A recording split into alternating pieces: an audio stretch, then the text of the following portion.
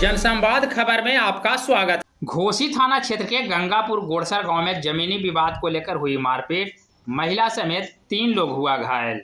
मामला घोसी थाना क्षेत्र के गंगापुर गोड़सर गांव का है, जहां जमीनी विवाद को लेकर मारपीट में महिला समेत 3 लोग घायल हो गया। घायल बाबूलाल प्रसाद समेत तीनों लोगों को इलाज को लेकर घोसी पीएचसी में भर्ती कराया गया है, जहां तीनों का इलाज जारी है।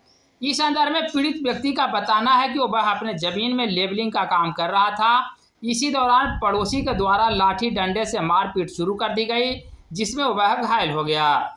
थाना अध्यक्ष भावेश मंडल का बताना है कि मामले में पुलिस को लिखित शिकायत मिली है। शिकायत के आलोक में पुलिस आगे की कार्रवाई में जुटी है। कहाँ आए हैं? केस करने घोसी थाना में आए। क्या हुआ है आपके साथ? मारपीट हुआ है। मुन्ना कुमार मारा किस लिए मारा है?